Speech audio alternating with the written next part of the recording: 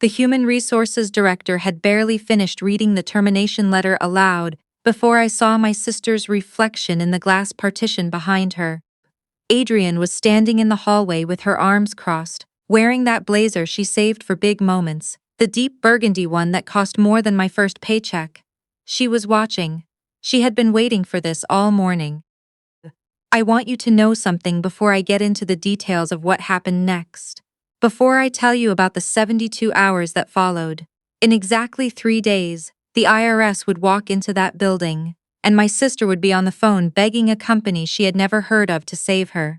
She had no idea that company was mine. She had no idea she had just handed me the cleanest exit I ever could have asked for. But let me back up.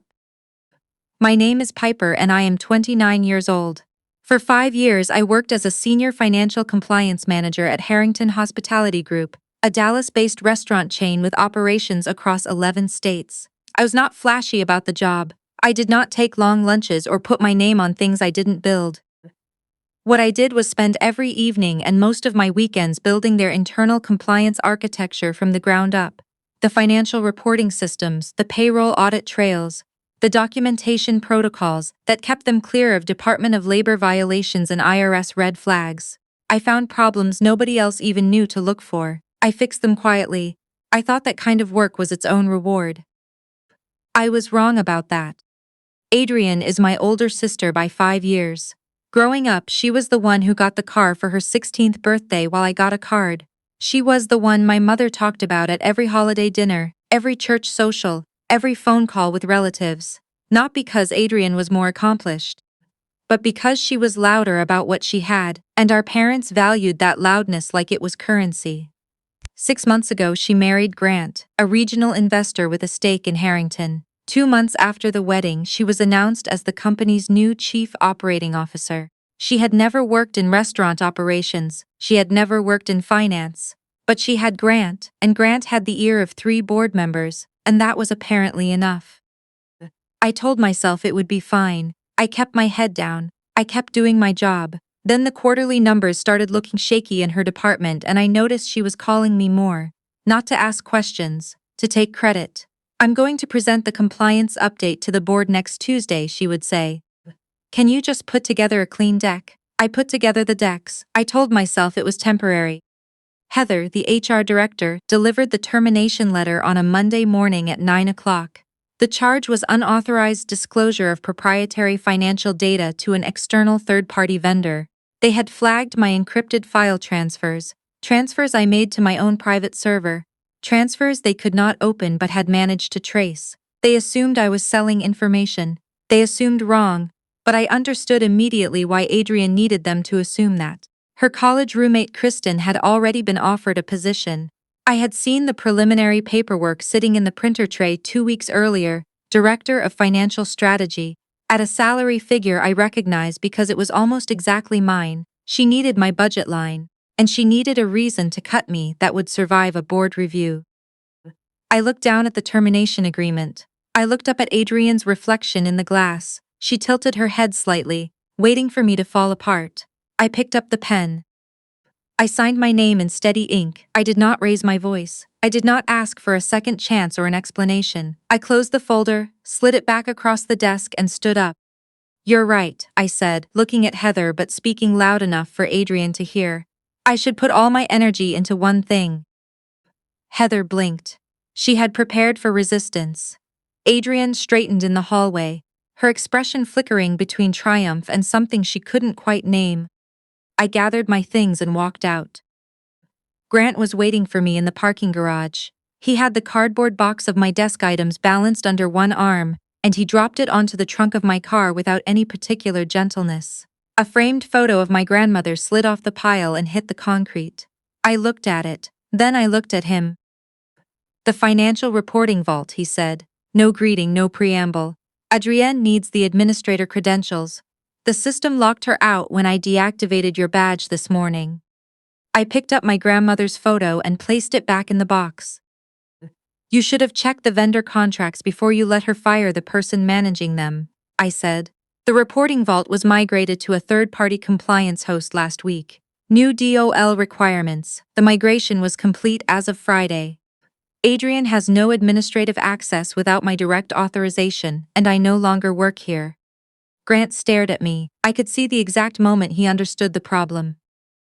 You have until Thursday morning before the IRS pre-audit team arrives, I said. Good luck. I put the box in my back seat, started the engine, and drove away. He was still standing in the garage when I turned out of the lot. I pulled over 6 blocks away, took my personal laptop out of my bag and opened it. This machine had nothing to do with Harrington. It had nothing to do with my sister.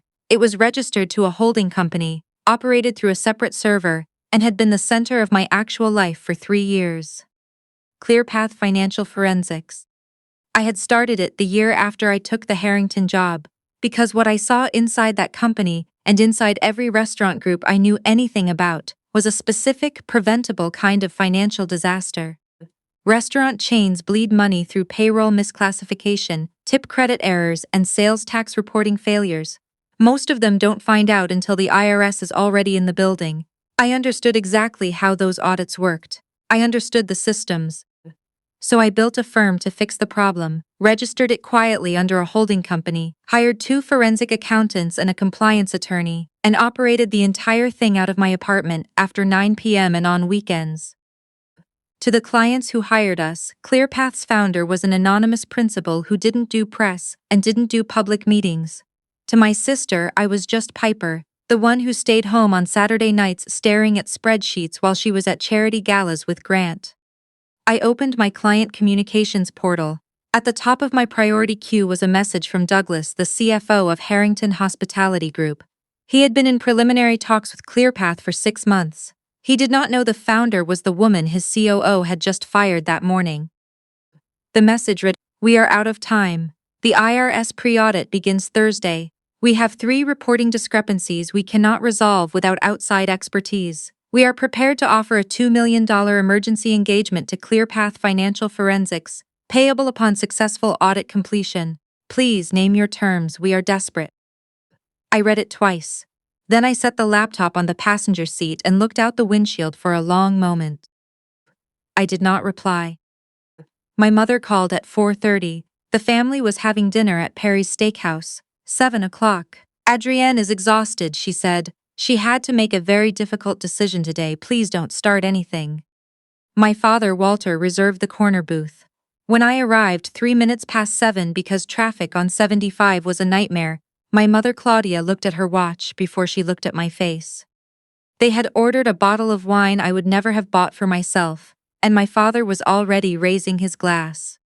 "To Adrienne," he said, "for having the courage to make the hard calls. That's what leadership looks like." My sister smiled modestly and accepted the toast. She had changed out of the burgundy blazer into something softer, more sympathetic. Grant sat beside her, his arm across the back of her chair. They looked like people who were very sure they had already won. My mother pulled her reading glasses down and looked at me over the top of them. "Your father and I think you owe your sister an apology. She made a business decision. You're making it personal." "She accused me of corporate espionage," I said.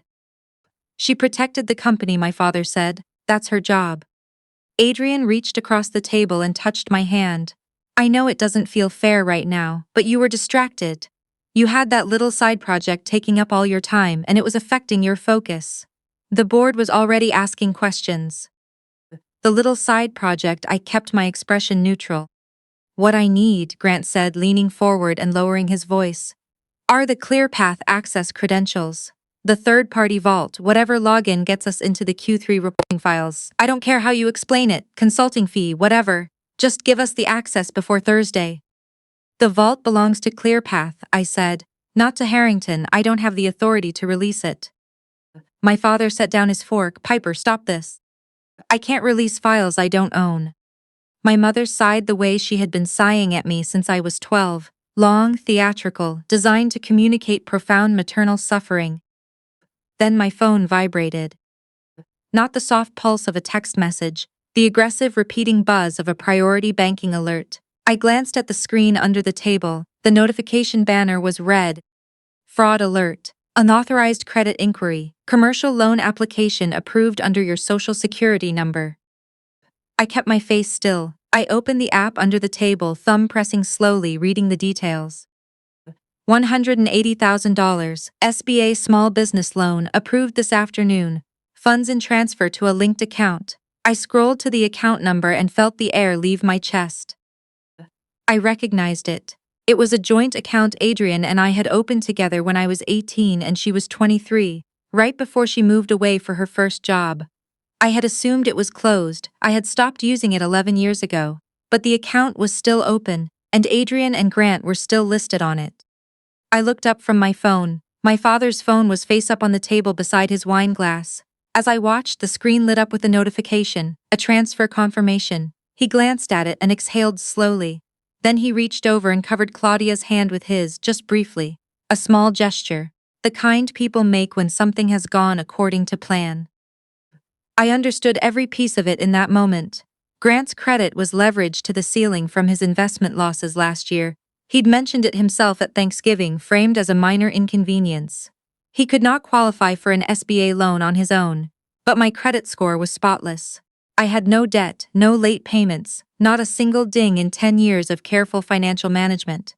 All they needed was my social security number and the old joint account where Adrienne was still a co-signer.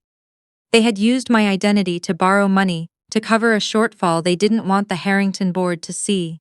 And they had planned this dinner to keep me in a restaurant, distracted and surrounded by family pressure, while the transfer cleared. I put my phone in my purse. I reached for my wallet. I took out $12 and set it on the table beside my glass of iced tea. "That's for my drink," I said. My mother looked at the money. "What are you doing?" "I'm not paying for a celebration of my own termination." I stood up and pulled on my coat. "And you should turn your notifications off, Dad, especially when you're sitting across from the person whose identity you just used to take out a loan." The table went completely silent. Grant moved first. He pushed back from his chair and followed me out to the sidewalk, my mother behind him, my father a few steps back. "It was a temporary solution," Grant said, his voice low, the restaurant patio behind us full of other people's pleasant Friday evenings. "We were going to pay you back. You would have never even known." "Except that I do know," I said, "because I have every banking alert activated on every account attached to my social security number, because I've been careful with my finances my entire life, and because while you were eating a $200 steak, your bank sent me a real-time fraud notification." Adrienne stepped out behind him. For the first time all day, she did not look like a woman who was winning. "You can't report this," she said. "It would destroy us. Grant is already stretched. If the board finds out about the Q4 shortfall, then maybe the board should have found out about the Q4 shortfall before you became so," I said. My mother grabbed my arm. I stopped and looked at her hand and she let go. "She's your family," my mother said, her voice dropping into the register she used for serious things. "Family covers for each other. You know what this would do to her, to all of us." I looked at the three of them standing there in the October night, the restaurant light warm and golden behind them, the street noise of Dallas carrying on completely indifferent to the four of us. "You used my name," I said, "to protect a man who let your other daughter get fired this morning, and you sat at that table and toasted to it." I walked to my car. Adrienne called after me once I did not turn around. I drove home to my condo in Uptown, the one my parents thought was way too expensive for a compliance manager. The one I had bought with 3 years of ClearPath's quiet, careful profits. I went straight to my home office, opened my laptop, navigated to the credit bureau portal, and initiated a complete credit freeze. The SBA loan was still in transfer. The freeze triggered a recall protocol. The funds reversed to the originating lender. The old joint account was flagged and suspended pending fraud review. Every linked credit line Adrienne and Grant had attached to my identity was put on hold. I watched the confirmation banners populate across my screen. Then I drafted a brief message to Jules, my compliance attorney, and attached the screenshots. "I need a fraud report filed first thing Monday," I wrote, "and I need an evidence package ready by Wednesday night." Jules responded in under 10 minutes. "Already on it. Also, have you seen what's happening to Harrington's DO filings?" I pulled up the external monitoring dashboard I had kept running on Harrington's public-facing compliance indicators as part of our preliminary ClearPath engagement. 3 payroll reporting thresholds had been missed. 2 vendor certifications had lapsed. The system I had quietly maintained for 5 years was, without my daily interventions, beginning to do what neglected systems always do. It was failing openly. By Tuesday, Douglas had sent 4 increasingly urgent messages to ClearPath's anonymous inbox. By Wednesday morning, the IRS pre-audit team had notified Harrington that their preliminary data review showed significant irregularities in multi-state payroll reporting. By Wednesday afternoon, Grant had found the ClearPath contact email and sent a message that started professionally and deteriorated within 3 paragraphs into an offer to route a consulting fee through an LLC he controlled in Delaware. Off books, no board visibility required. If ClearPath could have someone on site before Thursday morning. He was offering a bribe to a firm he did not know was run by his wife's sister. Jules printed the email chain, added it to the evidence file, and called her contact at the IRS field office. Thursday morning, I put on the gray suit I wore when I meant business. I had Jules and our outside forensic accountant meet me downstairs. The Harrington lobby felt different walking in as a visitor. The receptionist who used to wave me through with a glance at my badge now called up to the executive floor for authorization. We were escorted to the 42nd floor conference room, where Douglas and 3 board members were waiting, where Heather, the HR director, sat at the far end of the table looking like she hadn't slept, and where Adrienne sat at Douglas's right hand, because she was the COO, because she was supposed to be the one who had solved this problem, because she had told Douglas she had a contact who could get ClearPath to the table. She had told him she could get the deal done. The conference room door opened and she turned to see who the anonymous firm's principal was. It took her a full 3 seconds to understand what she was looking at. Jules placed the ClearPath engagement folder on the table in front of Douglas. "This is Piper," she said, "founder and principal of ClearPath Financial Forensics. I believe you've been in communication with her firm for the past 6 months." The CFO looked at me, he looked at Adrienne, he looked back at me. Adrienne's face had gone the particular shade of white that has nothing to do with the temperature in the room. I sat down, opened my laptop, and connected it to the conference room display. The screen behind me changed from a Harrington logo to ClearPath's interface. "I'll be brief," I said. 6 months ago, your CFO reached out to my firm about a potential engagement. At that time, your compliance infrastructure was functional because I was maintaining it from inside the building. On Monday morning, your current COO terminated my employment and deactivated my credentials, which removed the only active management your legacy reporting systems had. I clicked to the first slide. It showed the DO reporting failures from the past 72 hours. This is what happens when you fire the person holding the dam. I let that sit for a moment. I'm also going to show you something else. I clicked to the next section, the termination record, the preliminary paperwork for Kristen's hire, the timestamp showing Adrienne had submitted the new hire request before my termination meeting, not after. The reason I was terminated was not unauthorized data disclosure. The reason I was terminated was to free up budget for a replacement hire who had already been selected. The evidence I'm showing you is all documented. Grant was very still at the far end of the table. I moved to the next section, his emails to ClearPath's anonymous inbox, the offer to route funds through a Delaware LLC, the request to bypass board oversight. "This is your COO's husband, offering my firm an off-the-books payment in exchange for emergency compliance services. I have complete message headers and server timestamps." Douglas turned to look at Grant, with an expression I recognized from quarterly review meetings, when the numbers were catastrophically wrong. "Additionally," I said, "I want to make the board aware of a separate matter. On Friday evening, a $180,000 SBA loan was approved using my Social Security number and credit history as a guarantor. The loan was originated without my knowledge or consent and was routed to a joint account controlled by Adrienne and Grant. My credit freeze triggered a recall Saturday morning. The originating bank has flagged the application for identity fraud, and my attorney filed a report with the FTC on Monday." Adrienne made a sound that wasn't quite a word. "I'm not here to negotiate," I said. "I declined your acquisition offer earlier this week and I am declining your emergency licensing request. I'm here because you deserve to understand what has been happening inside your own company." And because the IRS field team downstairs has a few questions, I imagine they'll want to start with your risk management records.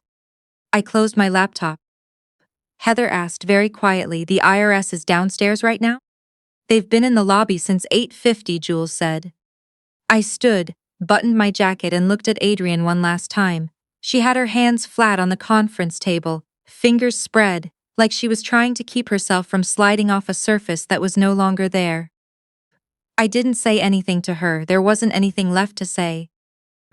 I walked out of the conference room, took the elevator to the lobby, nodded to the two IRS investigators who were presenting their credentials to the receptionist, and walked through the revolving doors into the morning. The consequences did not arrive all at once, they rarely do. Grant was placed on administrative leave within hours of the board meeting. By the following week, Harrington's legal team had referred the off-books payment offer and the identity fraud to federal authorities. The IRS audit uncovered 3 years of multi-state payroll misclassification that Adrienne as bore direct responsibility for. Adrienne was terminated. Grant was indicted on wire fraud charges related to the SBA loan and the attempted bribe. Their legal fees were enormous. My parents had co-signed 2 of Grant's business credit lines, guaranteeing his obligations, and when those lines were called in as part of the federal review, the house in Frisco, the one my parents had refinanced twice to help Adrienne and Grant bridge cash shortfalls, went on the market to cover the exposure.